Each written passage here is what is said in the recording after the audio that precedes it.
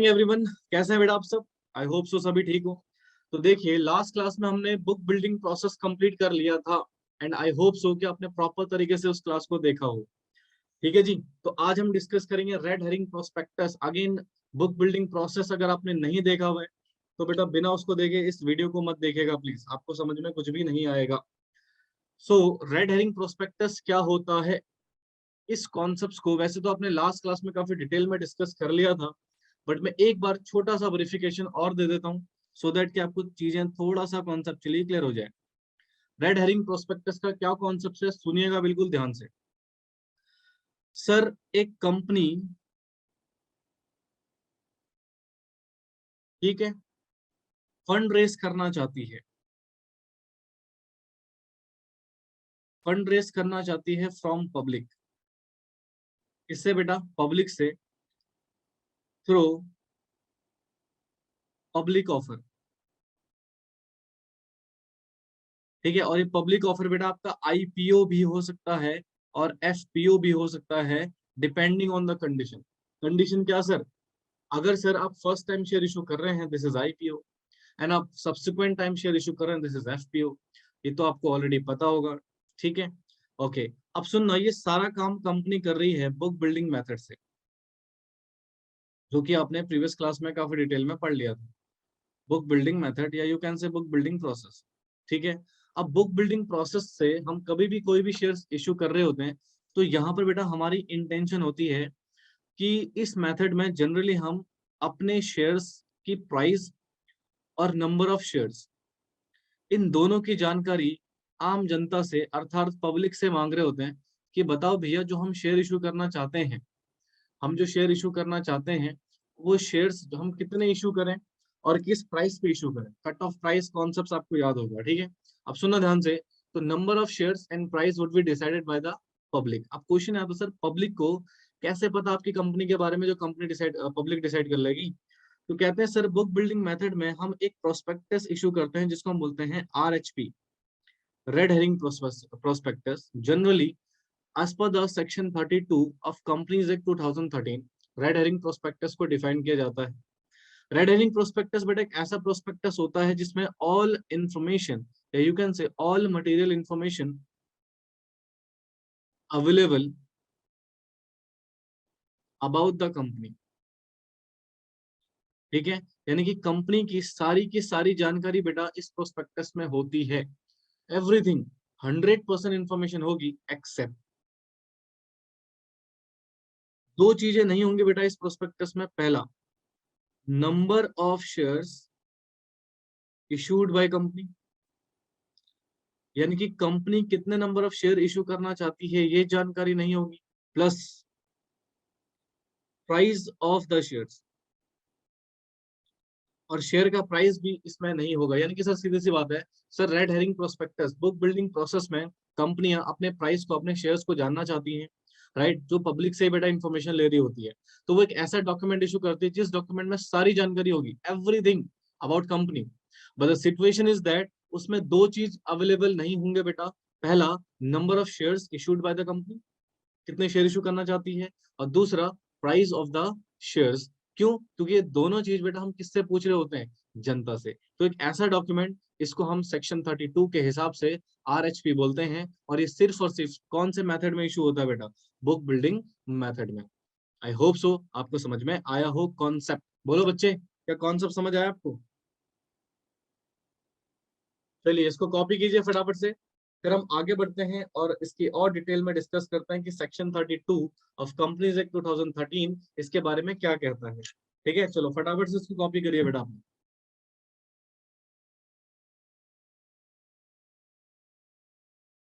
Do it fast please, और थोड़ा जल्दी करेंगे, ठीक है। देखता हूँ कितनी जल्दी करते हो आप लोग।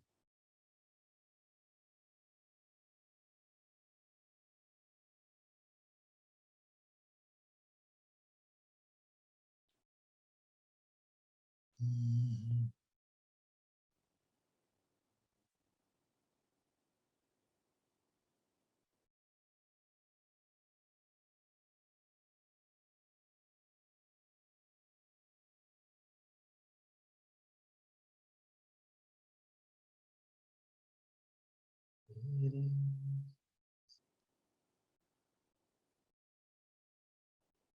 गया बच्चों, डन।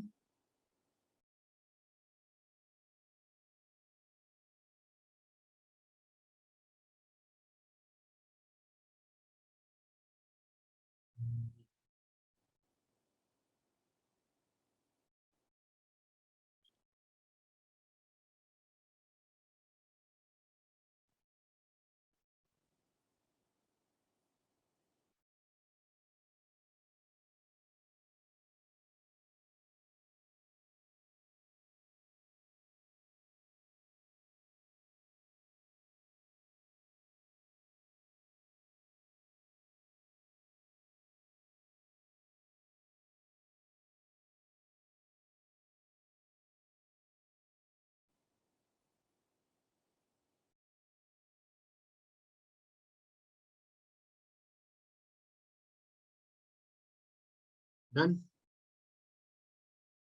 चलिए, अब जरा हेडिंग डालो। RHP, red herring prospectus. Red herring prospectus under section 32 of companies act 2013। ठीक है। नाउ ये क्या कहता है सर, इसका मीनिंग देखते हैं एक बार। कहते हैं means a prospectus which does not include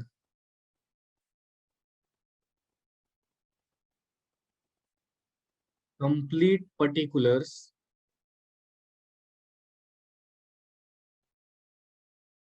of the quantum and price of the securities included therein।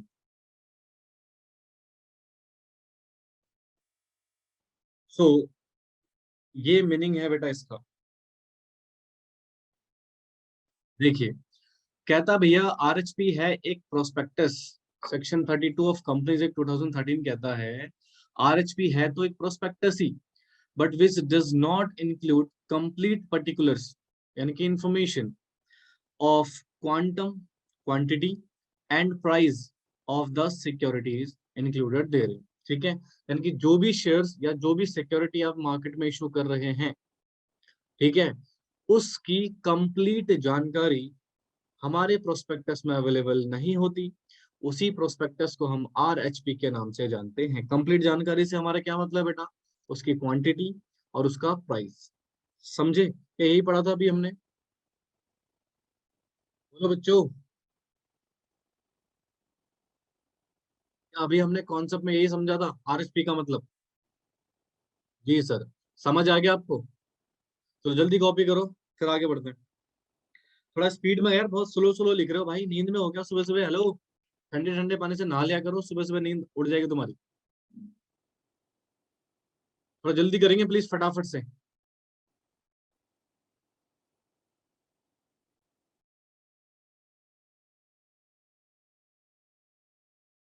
चलिए, अब जरा आगे की सिचुएशन देखते हैं। कहते हैं कंपनी, ये सेक्शन 32 ही डिफाइन कर रहे हैं बेटा। कंपनी में issue RHP prior the issue of prospectus. कहते हैं section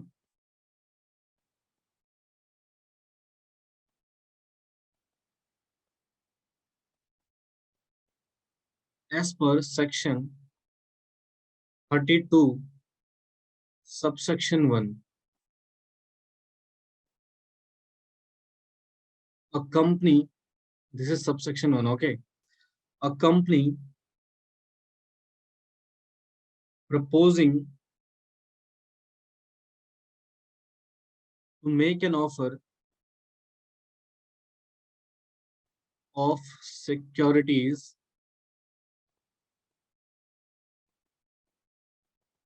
may issue a RHP prior to the issue of a prospectus. यानी कि मेन प्रोस्पेक्टस इशू करने से पहले आप क्या इशू कर सकते हैं बेटा? RHP इशू कर सकते हैं। ये कहता है सेक्शन 31, सॉरी सेक्शन 32 सबसेक्शन 1। ठीक है, so this is the basic situation. कहता देखो, as per section 32 subsection 1, a company proposing make an offer of securities, मतलब कोई कंपनी सिक्योरिटीज का ऑफर लेकर आना चाह रही है, में issue RHP prior to the prospectus, यानी कि जो मेन प्रोस्पेक्टस है उसको इशू करने से पहले आप आरएचपी इशू कर सकते हैं। आरएचपी क्यों इशू किया जाता है बेटा? ताकि company price and number of shares के बारे में इंफॉर्मेशन जान सके। समझे? हाँ भाई, पल्ले पट रहा तुम्हारे कुछ? सो दिस इज सबसेक्शन। अब आइए सबसेक्शन 2 पे, यहीं से दिखा देता हूँ। एज पर सेक्शन 32 सबसेक्शन 2 कहते हैं अ company proposing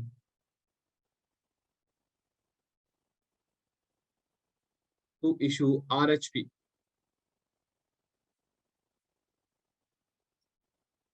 under subsection 1 shall file it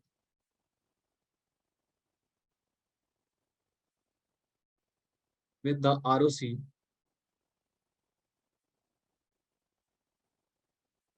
at least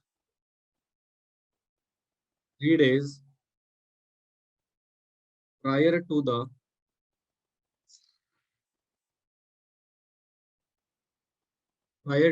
opening of the subscription list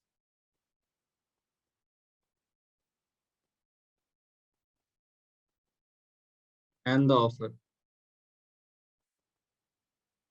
देखो भाई, अच्छा आरओसी के पास आरएचपी क्यों भेजा जाएगा? हाँ जी, रजिस्ट्रार ऑफ कंपनी के पास हम किसी भी डॉक्यूमेंट को क्यों भेजते हैं भाई साहब?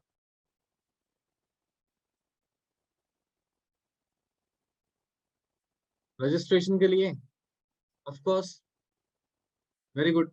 तो देखो क्या कह रहा है, as per section 32 subsection 2, a company proposing issue RHP, अगर कोई भी कंपनी आरएचपी इशू करना चाहती है सबसेक्शन 1 में, यानी कि इसमें शेल फाइल इट, वो फाइल करेगी बेटा किसको? रजिस्ट्रार ऑफ कंपनी को, एट लीस्ट 3 days प्रायर, यानी कि मिनिमम 3 दिन पहले, opening of subscription list and offer price. याद है मैंने आपको बताया था सब्सक्रिप्शन लिस्ट ओपन होने का समय कितना है? हाँ जी, जब आपने प्रोस्पेक्टस इशू कर दिया 90 डेज वाला, याद है आपको? प्रोस्पेक्टस इशू कर दिया है, 90 डेज का समय होता था, इशू करते ही बेटा वो मिनिमम 3 वर्किंग डेज के लिए सब्सक्रिप्शन लिस्ट ओपन रहेगी और मैक्सिमम 10 वर्किंग डेज के लिए, राइट? तो वो लिस्ट के ओपन होने से 3 दिन पहले, एटलीस्ट 3 दिन पहले, यानी कि मिनिमम 3 दिन बोला है कि 4 दिन, एक हफ्ता, एक महीना पहले भी हो सकता है। बिल्कुल, कम से कम 3 दिन पहले आप क्या करोगे बेटा? सब्सक्रिप्शन लिस्ट ओपन होने से आप उसको आरओसी के पास भेजोगे फॉर द रजिस्ट्रेशन पर्पस। समझे? मिनिमम 3 दिन बोला बेटा, मैक्सिमम नंबर नहीं दिया है। मिनिमम 3 दिन का मतलब कम से कम 3 दिन पहले, 4 दिन पहले भी हो सकता है, 5 दिन पहले भी हो सकता है, कुछ भी हो सकता है, वट एवर, बट कम से कम 3 दिन, 2 दिन नहीं हो सकता। मिनिमम 3 दिन पहले आपको इस आरएचपी को रजिस्टर करवाना है with the ROC, right? Opening list, list open होने से पहले। तो this is under section 32 subsection 2। समझ आया?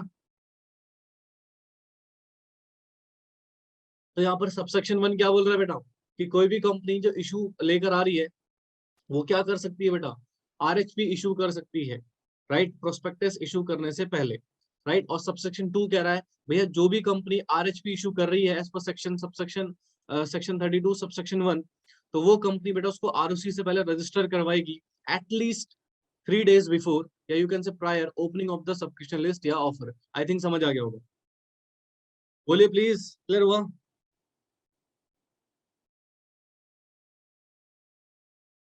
ओके, कॉपी कर लिया ये।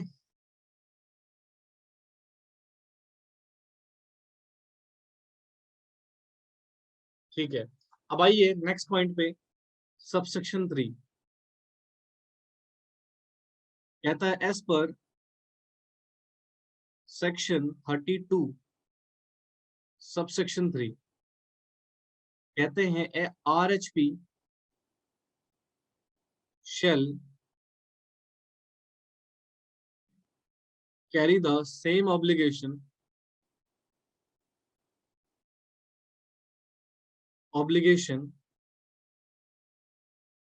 as are applicable to a prospectus, and any variation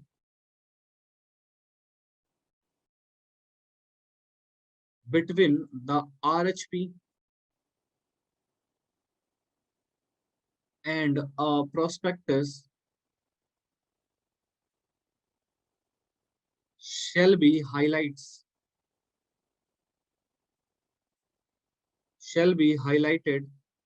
एक सेकेंड ना बेटा।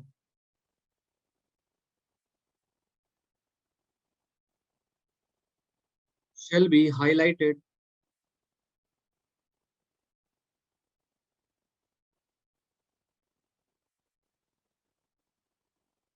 as variation in the prospectus। So this is subsection 3। Subsection 3 क्या कहता है, सुनिएगा बेटा। आपने प्रोस्पेक्टस पढ़ा हुआ है? हाँ जी। और प्रोस्पेक्टस में बेटा कुछ कंपनी लॉ के सेक्शंस हैं, जैसे कि सेक्शन 26। ठीक है, सेक्शन 26 के ऑब्लिगेशन, यानी कि आपको प्रोस्पेक्टस ड्राफ्ट करना है as per the section 26 of companies act 2013। तो ये ऑब्लिगेशन सेम किसके ऊपर अप्लाई हो जाएगा? Same apply RHP। ठीक है, जो आप प्रोस्पेक्टस, मेन प्रोस्पेक्टस इशू करने से पहले जो RHP आप इशू करोगे, तो वो जो RHP आप इशू कर रहे हो बेटा, वो RHP भी उन्हीं ऑब्लिगेशन को कैरी करेगा जो एक प्रोस्पेक्टस के अंदर होते हैं। मतलब अगर मान लो प्रोस्पेक्टस में कोई मिस स्टेटमेंट होती है, बेटा, तो उसके लिए सेक्शन 447 की पेनल्टी लगती है बेटा, सेक्शन 34 की पेनल्टी लगती है, सेक्शन 35 की पेनल्टी लगती है। तो वही सारे ऑब्लिगेशन बेटा RHP में होगा। अब मान लो आपने RHP इशू किया और उसके बाद आपने एक प्रोस्पेक्टस इशू करा। मान लो RHP आपने जब इश्यू किया था तो उसमें जो इन्फॉर्मेशन थी और इसमें जो इन्फॉर्मेशन आपने डाली, उसमें थोड़ा सा ना डिफरेंस आ गया। मतलब मान लो कुछ चेंजेस आ गए यहाँ पर in between of this time. Prospectus में जो इसमें जो इन्फॉर्मेशन है, बीच में आपकी कंपनी में कुछ चेंजेस आ गए, बट इस प्रोस्पेक्टस में जो इन्फॉर्मेशन आप दोगे, तो जो चेंज वाला इन्फॉर्मेशन होगा ना बेटा, उसको हाईलाइट करोगे। क्या करोगे? हाईलाइट करोगे किसमें? प्रोस्पेक्टस में। यही कहता है बेटा हमारा सेक्शन 32 सबसेक्शन 3, यानी कि RHP जो इशू कर रहे हैं, वो RHP वो सेम ऑब्लिगेशन उसके अंदर होंगे जो प्रोस्पेक्टस में एप्लीकेबल होते हैं। ठीक है, अगर कोई चेंज आता है आपके कंपनी के इंफॉर्मेशन में, क्योंकि RHP आपने पहले इशू कर दिया है, प्रोस्पेक्टस आप बाद में इशू कर रहे हो, मान लो इन बिटवीन कुछ चेंज आ गया है, तो उस चेंज को बेटा प्रोस्पेक्टस में हाईलाइट करोगे as a variation. Are you getting my point? समझ आया बच्चों? देखो क्या कह रहा है, RHP shall carry the same obligation as applicable into the prospectus। जो प्रोस्पेक्टस में ऑब्लिगेशन होते हैं, वही ऑब्लिगेशन आपके किस में होंगे बेटा? RHP में होंगे। एंड एनी वेरिएशन, कोई चेंज आता है between the RHP and prospectus के बीच में, shall be highlighted as a variation in the prospectus। आप उसको प्रोस्पेक्टस में हाईलाइट करोगे। आई थिंक समझ आ गया होगा। हाँ जी बच्चे, क्लियर हुआ? एवरीवन, एवरीवन बेटा, everyone. I am not asking from only one student. सभी को समझ आ रहा है? चलिए कॉपी करिए इसको फटाफट से, फिर सबसेक्शन 4 कराऊंगा। And subsection 4 is the last. उसके बाद ये RHP खत्म हो जाएगा।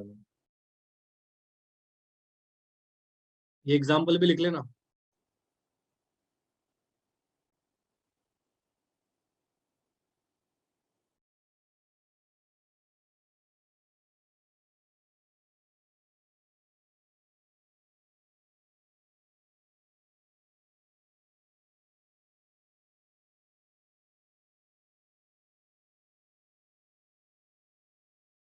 कॉपी करो बेटा जल्दी से।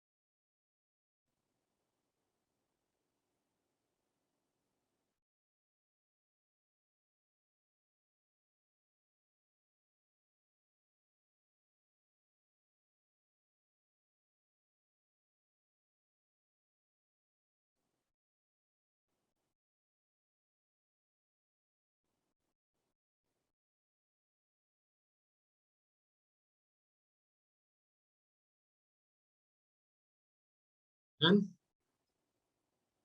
चलिए अब लिखिए सबसेक्शन 4 के बारे में।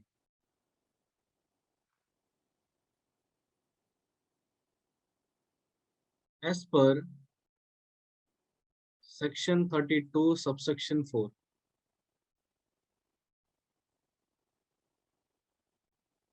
लिखिएगा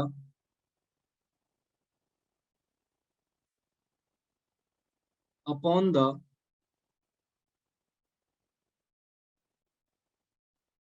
closing of the offer of securities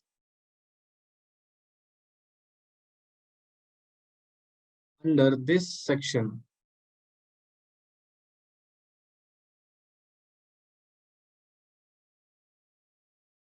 the prospectus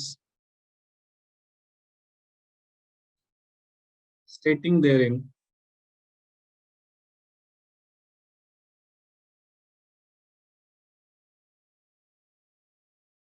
the total capital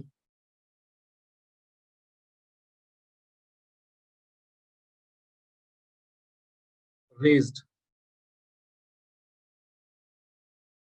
whether by way of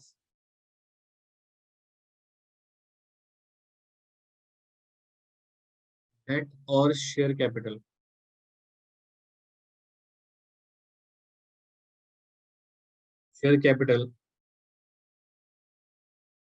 and the closing price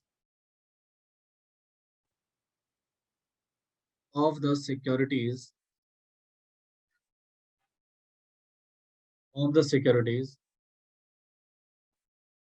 and any other details as are not included in the RHP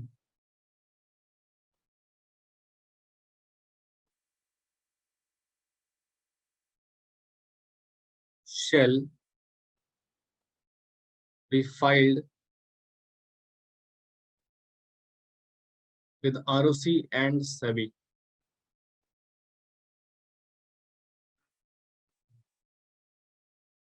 चलो copy करो।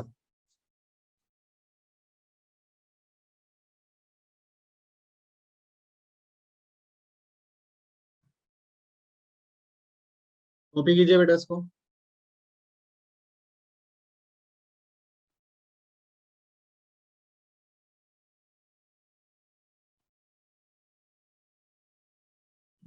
Copy कीजिए फिर समझते हैं।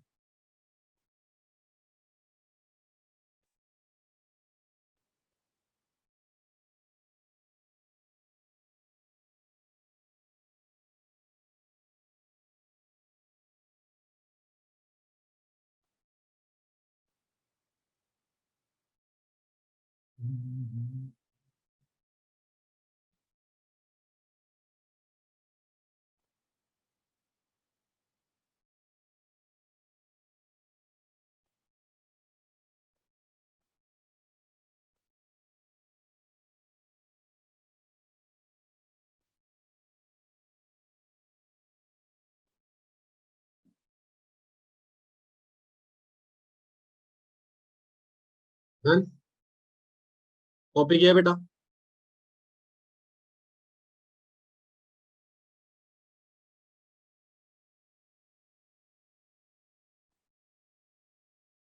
चलिए अब जरा 2 minute में देख लीजिए, बस लास्ट सेक्शन है, इसके बाद आरएचपी खत्म हो जाएगा।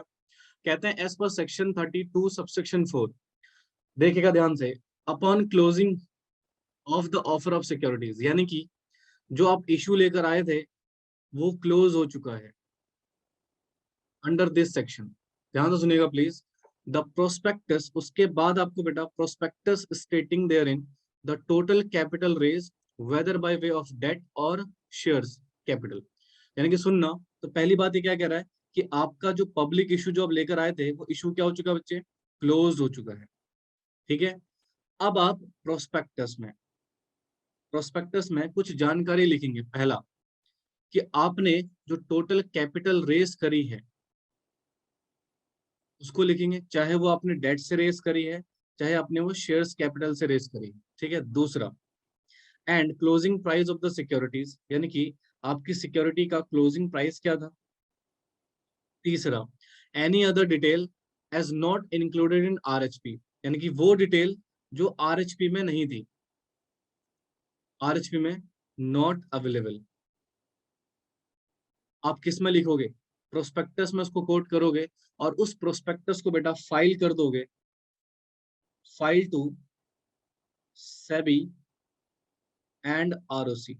ये पब्लिक इशू क्लोज होने के बाद का है बेटा सिचुएशन, पहले नहीं करना आपको। ठीक है, यानी कि सर आपने क्या किया, आपने आरएचपी यानी कि बुक बिल्डिंग मेथड से इशू रेज किया, आपका इशू कंप्लीट हो चुका है, सारी इंफॉर्मेशन जा चुकी है, एवरीथिंग डन। ठीक है, अब आपको क्या करना है, एक प्रोस्पेक्टस ड्राफ्ट जो आपने ऑलरेडी, होता क्या आरएचपी को ही हम ड्राफ्ट कर देते हैं, आरएचपी में मिसिंग था, सारी चीजें तो सेम रहेंगी बेटा, बस जो नए चेंजेस हैं, जैसे कि आपने कितना पैसा रेज करा, चाहे डेट के फॉर्म में चाहे शेयर्स के फॉर्म में, आपने कितना प्राइस रखा हुआ था, क्लोजिंग प्राइस जिसको हम कट ऑफ प्राइस भी बोल सकते हैं बेटा, और कोई भी डिटेल जो आरएचपी में प्रेजेंट नहीं था वो आप प्रोस्पेक्टस में स्टेट करोगे, लिखोगे और उस प्रोस्पेक्टस को फाइल कर दोगे सेबी और आरओसी के पास, ताकि आरओसी और सेबी के पास बेटा पूरी डिटेल में इंफॉर्मेशन रहे कंपनी के पब्लिक इशू के बारे में। तो ये कहता है section 32 subsection 4। I hope so बेटा समझ आ गया होगा। ये जो एक्स्ट्रा पॉइंट मैंने लिखवाए हैं प्लीज इसको कॉपी कर लीजिएगा। तो देखिए हमने क्या क्या डिस्कस किया। सेक्शन 32 पहले तो मीनिंग समझा, प्रोस्पेक्टस का मतलब समझा कि आरएचपी होता क्या है। सर आरएचपी एक ऐसा डॉक्यूमेंट है, एक ऐसा प्रोस्पेक्ट है जिसमें दो चीज इंफॉर्मेशन अवेलेबल नहीं होती जनरली। पहला quantum of shares and price of the shares. ठीक है, दूसरा हमारे पास होता है बेटा सबसेक्शन 1, हमारा क्या कहता है कि कोई भी कंपनी जो प्रोस्पेक्ट आरएचपी इशू करना चाहती है बेटा वो कर सकती है प्रायर टू द प्रोस्पेक्टस, यानी कि प्रोस्पेक्टस इशू करने से पहले उसको आरएचपी देना पड़ेगा, सबसेक्शन 1 कहता है। ठीक है, सबसेक्शन 2 कहता है भैया जो भी आप आरएचपी इशू कर रहे हैं बेटा वो आप पहले आपने सब्सक्रिप्शन लिस्ट ओपन होने से 3 दिन पहले, एटलीस्ट 3 दिन पहले बेटा इसको आरओसी के पास भेजोगे, सबसेक्शन 2 कहता है। सबसेक्शन 3 कहता है बेटा वो सारे obligation same as it is RHP में एप्लीकेबल होंगे जो प्रोस्पेक्टस में एप्लीकेबल होता है, और अगर कोई चेंज आरएचपी में आया तो आप प्रोस्पेक्टस में उसको कोट करोगे। सबसेक्शन 4 कहता है बेटा कोई भी इंफॉर्मेशन जो आरएचपी में अवेलेबल नहीं था, कंपनी ने जो कैपिटल रेस करा, कंपनी की जो क्लोजिंग प्राइस थी, वो आप प्रोस्पेक्टस में स्टेट करके उसको सेबी एंड आरओसी के पास भेज दोगे बेटा फॉर द वेरिफिकेशन। समझे? For this, the topic of red herring prospectus, section 32 of Companies Act 2013 is over here. And with this, the class is also closing here. हमारी class भी यहाँ पर ओवर हो चुकी है बेटा। सो अब हमारे पास इस चैप्टर में से भी एक टॉपिक रह गया, that is allotment of securities. वो मैं नेक्स्ट क्लास में आपको कराऊंगा। अगेन ये चैप्टर हमारा फिर समाप्त हो जाएगा। आई होप सो बेटा आपको चीजें समझ में आई हो, right? So today class is over here and thank you, bye bye.